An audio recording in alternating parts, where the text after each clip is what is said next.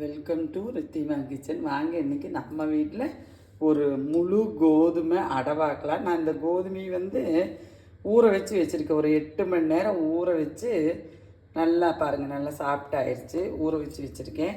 அதுக்கு 1 spoon, 1/2 kilo கோதுமை, அதுக்கு 1 ஸ்பூன் ஜீரகம் எடுத்துருக்கிறேன், 1/2 ஸ்பூனு குருமிளகு எடுத்துருக்கேன், ஒரு துண்டு இஞ்சி, ஒரு 10 சின்ன வெங்காயம் எடுத்திருக்கேன், ஒரு 2 ஒத்து கருவேப்பிலை, ஒரு 7 வரமிளகாயும் எடுத்திருக்கிறேன். இந்த கோதுமை இது ரொட்டின்னு சொல்லலாம், அடைன்னு சொல்லலாம். இது நம்ம வீட்லையெல்லாம் மறந்து போன ஒரு டிஃபனுங்க. இதில் அரை கோதுமையிலையும் நம்ம செய்யலாம். அது ஒரு நாள் செஞ்சு காட்டுறேன். இப்போ இது அரைச்சிட்டு வந்துட போகிறேன். இது எல்லாம் அரைச்சிட்டு வந்துட்டு பார்க்கலாம். பாருங்க, நான் கோதுமை நல்லா அரைச்சிட்டு வந்துட்டேன்.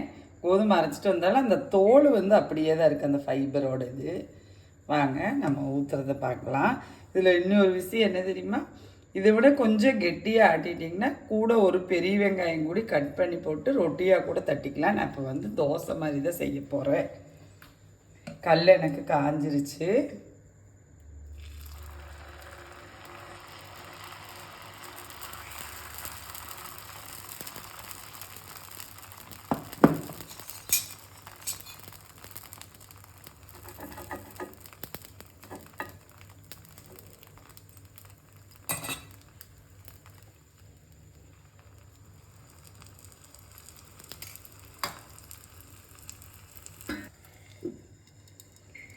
பாருங்க, நம்ம திருப்பி போட்டுக்கலாம்.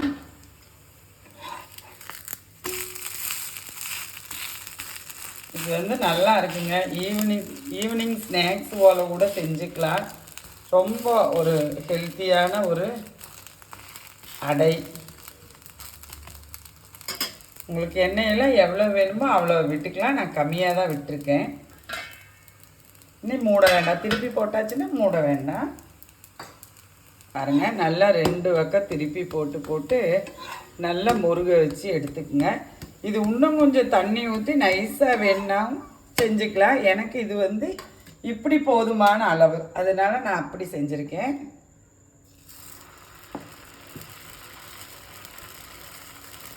கொஞ்சம் கூட தண்ணி ஊற்றினோம்னா இன்னும் கூட கொஞ்சம் நைஸாக கூட எடுத்துக்கலாம். நமக்கு இது போதுமான அளவு, அதனால் அப்படி செஞ்சுருக்கேன்.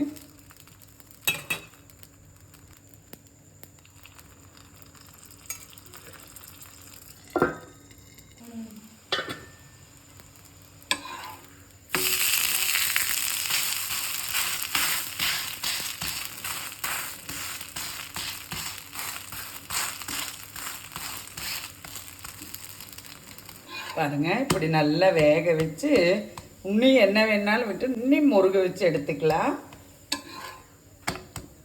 இது கூட எல்லா சட்னியும் மேட்ச் ஆகுங்க. சட்னி இல்லாமல் கூட சாப்பிட்லாம். வாங்க, நம்ம வீட்டில் தேங்காய் சட்னி, மிளகா சட்னி கூட சாப்பிட்லாம். இதே மாதிரி நான் எல்லாம் செஞ்சு எடுத்துட்டு போகிறேன். எல்லோரும் செஞ்சு பாருங்கள், செஞ்சு சாப்பிடுங்க. குழந்தைகளுக்கு ஈவினிங் ஸ்நாக்ஸாக செஞ்சு கொடுங்க.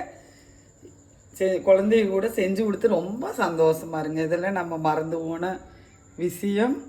இதெல்லாம் செஞ்சு கொடுக்கும்போது தான் அவங்களுக்கு தெரியும். வாங்க, நம்ம வீட்டில் சாப்பிட்லாம். நன்றி, வணக்கம்.